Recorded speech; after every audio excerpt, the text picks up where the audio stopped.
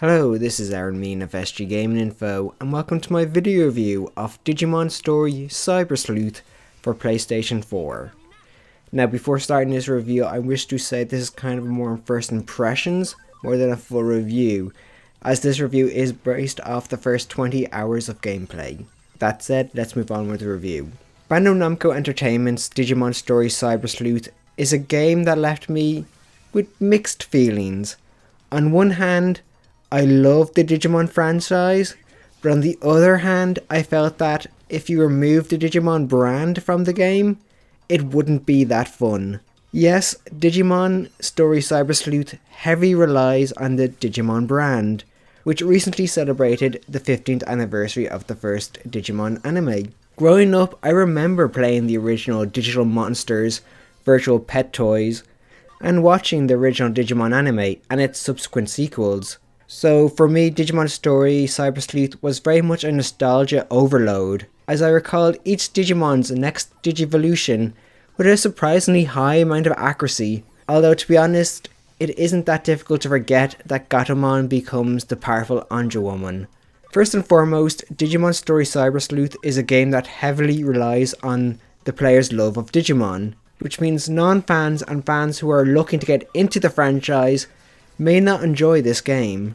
Now that's enough of an introduction, let's jump into the game's story. And to be honest, I really didn't find it very interesting. The overarching storyline to find a cure to the Eden syndrome and saving those who lost their physical forms seems to waver as the immediacy of the issue is played up and down, as other issues such as where Digimon come from and why are the digital and real world locations emerging creeps into the story. So before going any further, what is the basic premise of the game? At its basic level, Digimon Story Cyber Sleuth is about a detective agency trying to solve crimes that primarily occur in cyberspace and in the Eden Network. The Eden Network is essentially an online virtual reality environment in cyberspace. The network is incredibly popular and is used primarily for business and entertainment purposes, although hackers and Digimon have found ways to exploit the network. In the detective agency known as the Kurume Detective Agency, there are two members: Kyoko Kurume, who is a scantily clad female detective, and you, the player, who is her assistant. Although while you are her assistant, you do much of the heavy lifting, as an attack from a monster in the lower levels of the Eden Network has caused your body to become digitized, which means you can easily access cyberspace but also walk around in the real world, as you can use your Eden avatar in the real world. As I said earlier, finding out about the Eden syndrome is one of the primary points of the story, mostly because finding a cure will allow you to return to your own physical body, but the fact that you have a digitized body is rarely brought up, and those who don't know what happened to you don't notice that something is wrong. While I do feel the story is hit and miss, the concept does intrigue me, as I enjoy the idea of a detective who specialises in cybercrime, who has an assistant who can freely traverse cyberspace. Now of course, if you're interested in playing the game, you are likely wondering how it relates to the various Digimon anime. While there is no direct connection to any of the anime, the game does take inspiration from the various anime, with the most notable inspiration coming from Digimon Data Squad. Now, while I dislike the story, let's talk about the game's core component, Digimon. At its core, Digimon Story Cyber Sleuth is about capturing, training, battling, and digivolving Digimon.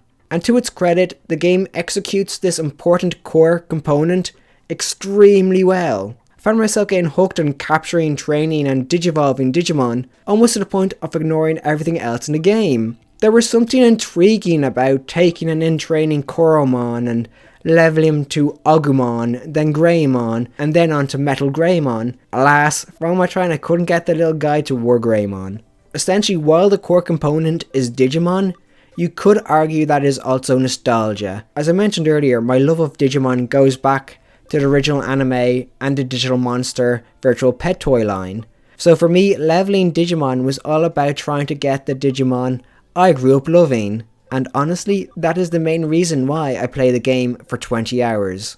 Now you are probably wondering, how do you capture Digimon? Well, it is very simple. Every time you enter combat via random encounters or matches, you automatically scan the Digimon you encounter. This scan gives you a portion of the Digimon's data, with each encounter offering around 20 to 25% of their data. So after you encounter one particular Digimon 4 to 5 times, you can gain about 100% of their data. So after collecting between 100 to 200% of their data, you simply go to a place called the Digilab and select DigiConvert. This takes the data you gained and turns it into Digimon you were scanning. It is a very simple yet effective way to increase your Digimon roster. So while collecting Digimon is easy, is it possible to be weighed down by too many Digimon? The answer is thankfully no. The answer is no because of one feature, the Digifarm. The Digifarm is a location where unused Digimon can passively gain experience and help you find detective cases and items. The Digifarm is essentially level grinding without the work, as you can simply put a bunch of Digimon in the Digifarm, wait a few hours, and return to see if the Digimon are strong enough to Digivolve. Although while the Digifarm is a great tool, it doesn't work for certain Digivolutions, as some Digivolving requires the Digimon to reach a certain level and have certain stats. And one stat that can't be raised via normal means in the Digifarm is Camaraderie, which can only be raised by using the Digimon in battle. Of course, there are other pieces of gameplay in Cyber Sleuth. When not completing story missions, you can complete case investigations for money and Cyber Sleuth points. You can also talk to friends and Digimon via the Digiline. This Digiline provides some fun interactions, including random quizzes related to both Digimon and Japan, although asking an international audience about where in Tokyo is the dog walking park makes very little sense. While I said you can do investigations while not attempting to complete the story, you can simply ignore them as well and just explore the world, which is something I highly recommend as Eden looks amazing, with a lot of interesting structures and colours. However, while the locations are eye-catching, you can't fully take in the view as Digimon Story Cyber Sleuth unfortunately has a fixed camera, which I personally find really annoying as I like to look around at the environment. Now, from the high of Digimon training and gameplay, it is time to talk about the worst aspect of this game, its combat. Digimon Story Cyber Sleuth's combat is an active turn-based combat featuring 3 active Digimon and 8 reserves. If I was to sum up the game's combat in 2 words, they would have to be dull and boring. Everything is simple, attribute types, while supposedly making a difference, is barely noticeable, combo attacks seem to occur at random, and to cap everything off, the game has an auto mode, which means after you activate it, you can put the controller down and watch, because this mode plays the battles for you. What also weakens the combat is the fact that you can level Digimon outside of battles, which means you can easily outlevel enemies.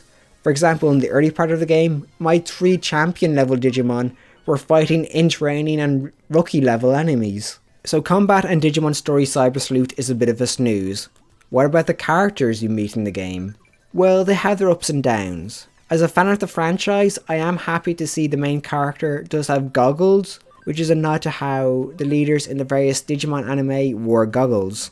Kyoko Kurume, the owner of the Kurume Detective Agency, is odd to put it mildly, as she dresses like she just fell out of bed and makes some of the oddest sounding coffees I've ever heard of. But apart from the main character, she is the most interesting person you run into, as she appears to be smarter than she looks and enjoys teasing others. However, it seems that the main character and Kyoko received all the character development love, because 20 hours into the game, all the other characters you meet feel flat and aren't that interesting.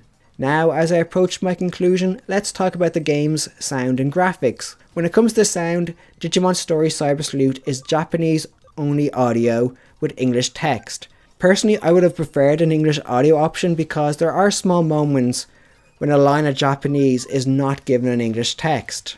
Graphically, the game runs at 1080p 30 frames per second, and both Digimon and real world characters do have a nice cartoon-like appearance to them. So with that all said, in conclusion, Digimon Story Cyber Sleuth is a game that heavily relies on the Digimon license. While collecting and training Digimon is incredibly fun, the game's story and combat left me wanting more. With that all said, I give Digimon Story Cyber Sleuth a score of 7 out of 10, with the game's pros being Digimon training, capturing and digivolving is fun, a great use of the Digimon license, and the Digiline. Game's cons are the combat is bland and Japanese only audio. Thank you for watching. Please like, favourite and subscribe. For more gaming information, please visit sggaminginfo.com, and don't forget to like our Facebook page at facebook.com/sggaminginfo and follow us on Twitter at sggaminginfo.